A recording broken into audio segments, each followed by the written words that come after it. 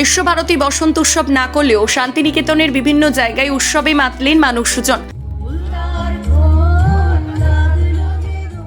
তবে কেন এবারও বসন্ত উৎসব করল না বিশ্বভারতী কর্তৃপক্ষ, তার উত্তর দেয়নি। এদিন শান্তিনিকেতনের সোনাঝুরি জঙ্গল রতনপল্লী জাম্বুনিতে বিশ্বভারতীর আঙ্গিকে বসন্ত উৎসব আবির খেলায় মজলেন সকলে।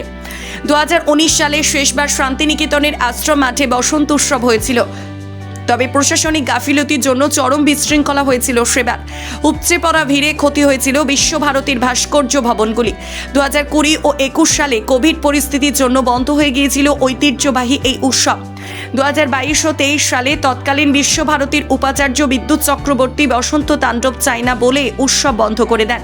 এবার ভারপ্রাপ্ত উপাচার্য সঞ্জয় কুমার মল্লিক। সকলেই মনে করেছিলেন উপাচার্য বদলের পর এবার হয়তো শৃঙ্খলাবদ্ধভাবে বসন্ত উৎসব হবে, কিন্তু এবারও বিশ্বভারতী ঐতিহ্যবাহী বসন্ত উৎসব করল না। তবে কেন উৎসব হচ্ছে না তা নিয়ে কোনো বিবৃতি দেয়নি বিশ্বভারতী কর্তৃপক্ষ। তবে শান্তিনিকেতনের সোনাঝুরি জঙ্গল রতনপল্লী জাম্বুনিতে বিশ্বভারতীর আঙ্গিকে বসন্ত উৎসব উদযাপিত হলো। মানুষের ঢল সেখানে, দুধের স্বাদ ঘোলে মেটানো হলেও পর্যটকেরা নিরাশ হয়নি। খোলদার খোল থেকে রাঙিয়ে দিয়ে যাও গানে গানে আবির খেলায় মাতলেন সকলে।